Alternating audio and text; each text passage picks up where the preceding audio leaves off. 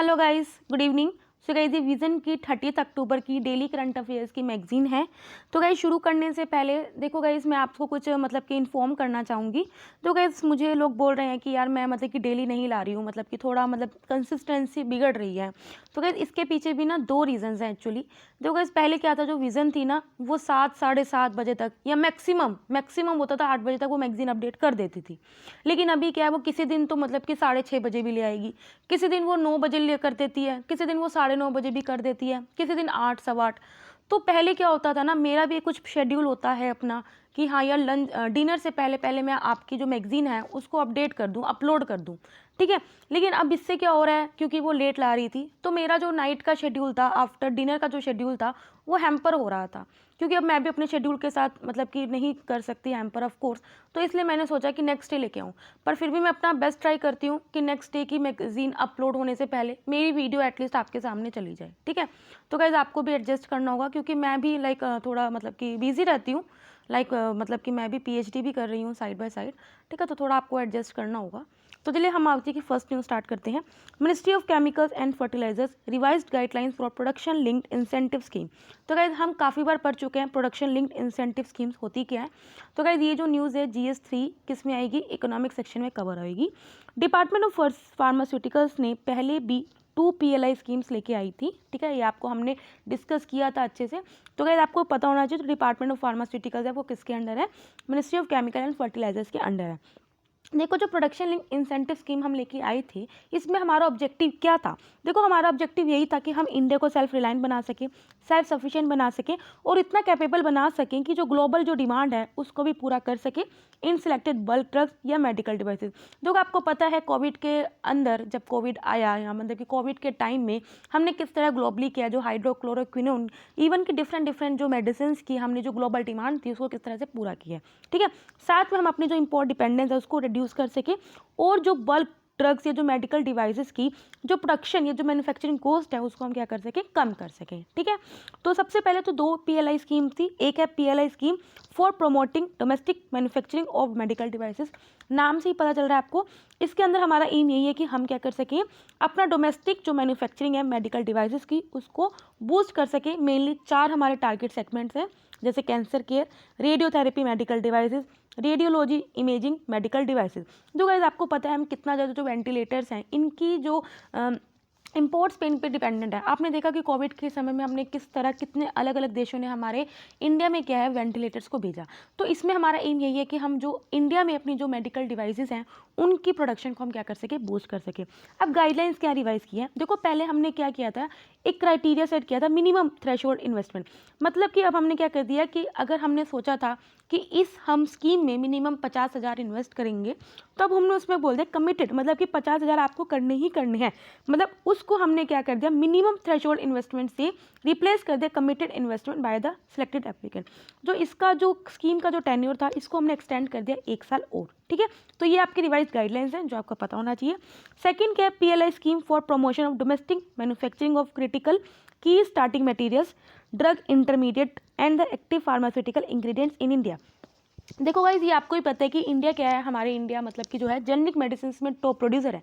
लेकिन आपको साथ में ये भी पता है जो उसका रॉ मटेरियल है that is the active pharmaceutical ingredient, उसकी हम इम्पोर्ट डिपेंडेंट पे काफ़ी ज़्यादा डिपेंड है, ठीक है। तो उस पे हम अपनी डिपेंडेंसी रिड्यूस कर सके, तो हमारा एम यही है कि हम इसके डोमेस्टिक मैन्युफैक्चरिंग को बूस्ट कर सके, ठीक है। इसका एम भी हमारा यही है कि हम क्या कर सके, सेल्फ रिलायंट बन सके और हमारी जो इम्पोर्ट डिपेंडेंस है उनको हम रिड्यूस कर सके in critical key starting materials, drug intermediates and the active pharmaceutical ingredient. Same इसमें भी हमने गाइडलाइंस क्या की है, जो मिनिमम थ्रेशोल्ड इन्वेस्टमेंट था इसको रिप्लेस कर दिया to the committed investment by selected applicant.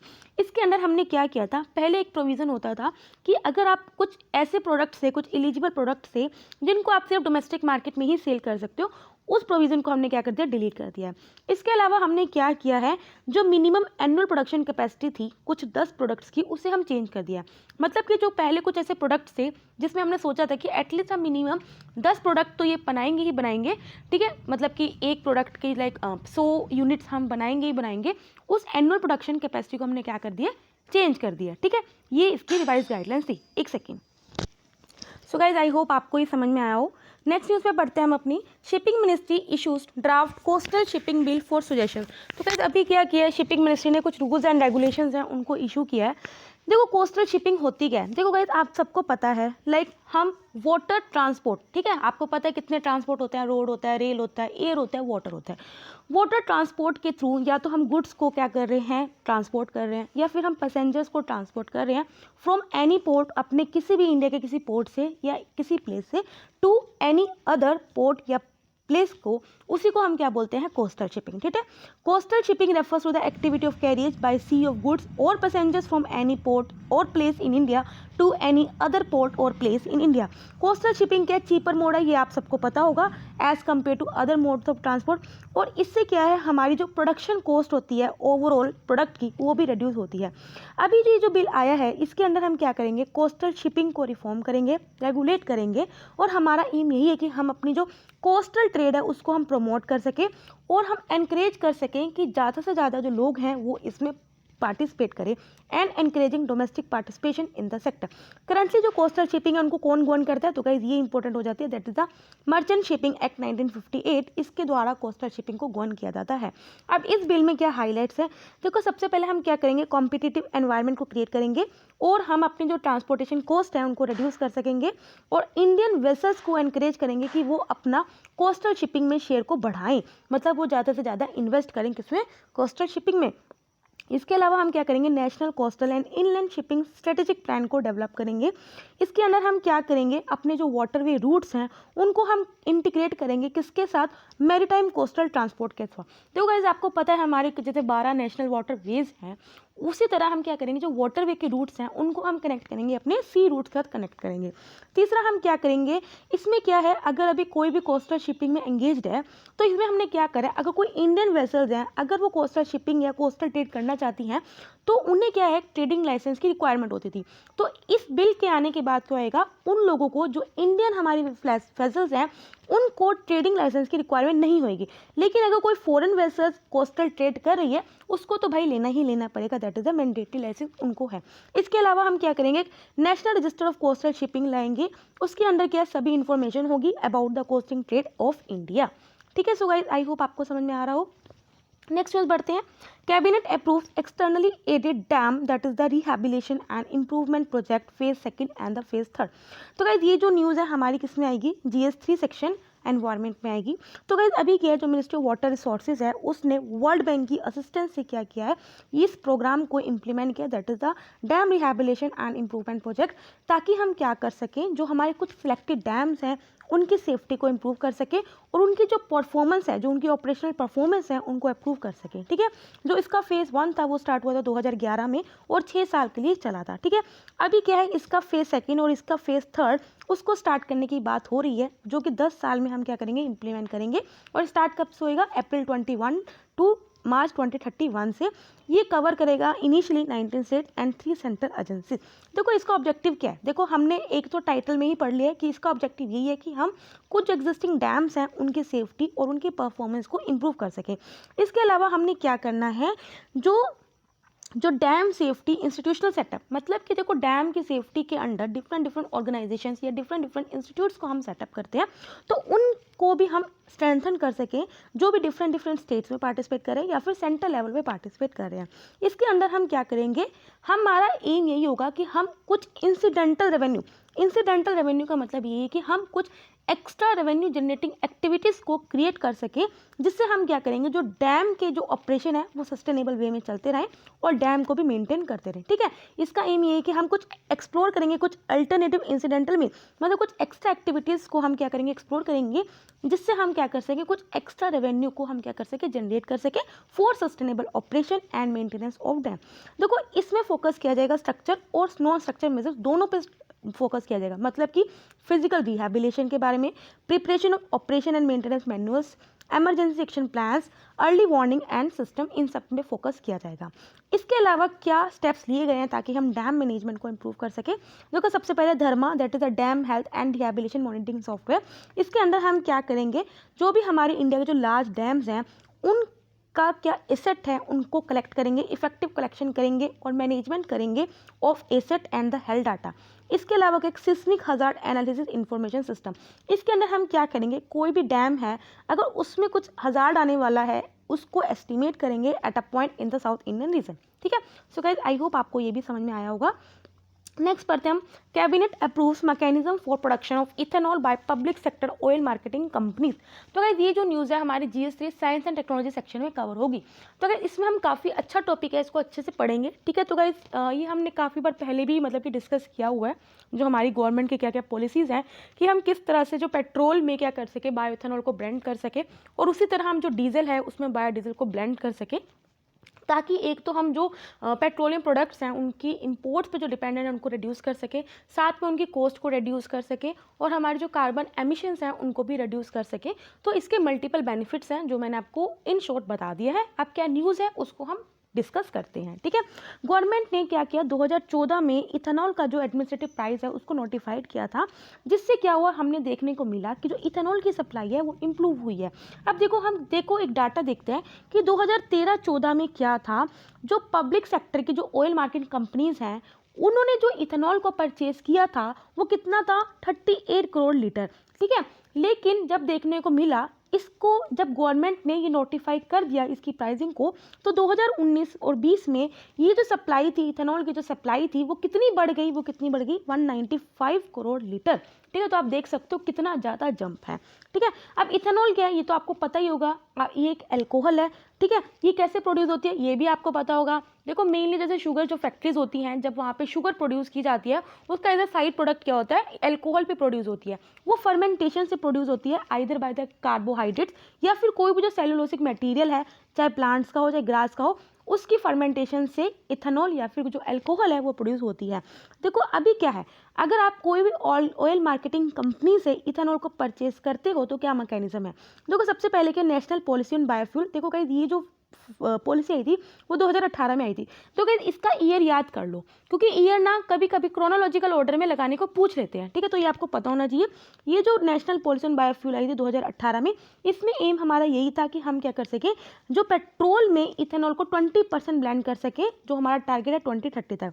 अब इससे क्या है, हमारा एम क्या था, ऑफकोर्स ज़्यादा से ज़्यादा इथेनॉल को प्रोड्यूस करना। अब हम इथेनॉल किस किस से प्रोड्यूस कर सकते हैं, either from molasses, sugar cane juice, sugar syrup, damage food grain जो भी ह्यूमन कंजप्शन के लिए, या फिर जो सरप्लस फूड ग्रेन्स है as decided by the national biofuel coordination committee including fruit and the vegetable waste. ठीक है, तो गाइस इथेनॉल प्रोड्यूस करने के डिफरेंट सोर्सेज होते हैं, तो इन्होंने बस वही बताया। जिस तरह से बायोडीजल को प्रोड्यूस करने के डिफरेंट सोर्सेज होते हैं, लाइक आप वेजिटेबल से भी मतलब वेजिटेबल जो क्रॉप्स हैं उनसे भी प्रोड्यूस कर सकते हो, माइक्रो एल्गी से भी प्रोड्यूस कर सकते हो।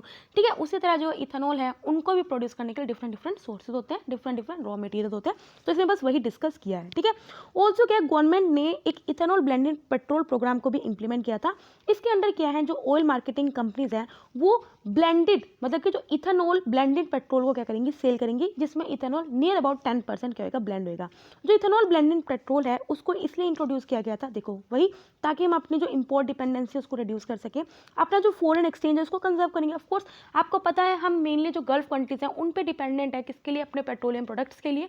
अगर ऑफकोर्स हमारा जो फॉरेक्स, आपको पता है जब भी हम कुछ इंपोर्ट करते हैं तो हमारा फॉरेक्स कहीं ना कहीं कम होता है, तो इससे हम अपना फॉरेक्स को भी क्या कर सकते हैं, कंजर्व कर सकते हैं, और ऑफकोर्स कार्बन एमिशंस अपने रिड्यूस कर सकते हैं। अगर हम कार्बन एमिशंस को रिड्यूस करेंगे तो हमारे अल्टीमेटली जो पेरिस एग्रीमेंट है, क्योटो प्रोटोकॉल है, ये सब कहीं ना कहीं हमारे क्या होंगे, सस्टेन होंगे। हमारे जो डिफरेंट सस्टेनेबल डेवलपमेंट गोल्स हैं ये सब क्या होंगे, हमारे कहीं ना कहीं हम अचीव करेंगे, और साथ में अपने एग्रीकल्चर सेक्टर को बूस्ट कर सकते हैं। ठीक है, सो गाइस आई होप ये भी आपको समझ में आया होगा। अब चलते हैं हम अपनी नेक्स्ट न्यूज़ पे। नीति आयोग ने अभी रिलीज किया draft act rules for states on the land titling. तो गाइस अभी क्या लैंड का कुछ टाइटल होता है, तो उसका क्या रूल्स होगा वो नीति आयोग ने रिलीज किया है कि किस तरह जो स्टेट्स हैं वो क्या प्रोसीजर फॉलो करेंगी, क्या रूल्स फॉलो करेंगी अगर आपने किसी को लैंड का टाइटल देना है। देखो गाइस लैंड टाइटल से होता क्या है, इससे ये पता चल जाएगा कौन सा लैंड का क्या ओनर है। ठीक है, तो ड्राफ्ट जो एक्ट है वो इसलिए प्रोवाइड किया गया स्टेट गवर्नमेंट को, ताकि एक हम एस्टेब्लिशमेंट कर सके टाइटल की रजिस्ट्रेशन को फॉर ऑल किसी भी लैंड का या किसी भी इमूवेबल प्रॉपर्टी का।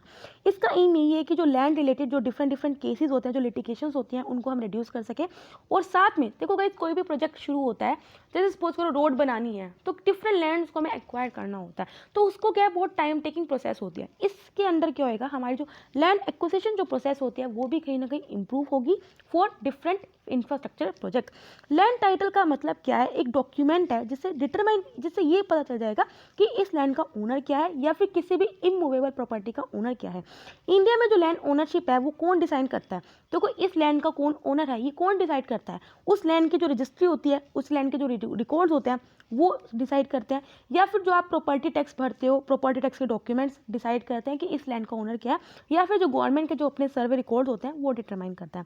इंडिया में जो लैंड टाइटल है वो कहीं ना कहीं जो उसकी डेफिनेशन है वो क्लियर नहीं है या कॉम्प्लेक्स है ड्यू टू वेरियस रीजन, जैसे कुछ लीगेसी इश्यूज आते हैं, जब क्योंकि हमारे जमींदारी सिस्टम चलता था, या हमारी लीगल फ्रेमवर्क में कुछ गैप है, या फिर पुअर एडमिनिस्ट्रेशन है लैंड रिकॉर्ड्स का। ठीक है, अभी अगर हम लैंड टाइटल्स को क्लियर कर देते हैं तो इससे बेनिफिट क्या होगा, क्योंकि ऑफकोर्स ईजिली क्या है, हम फार्मर्स को क्रेडिट दे सकते हैं।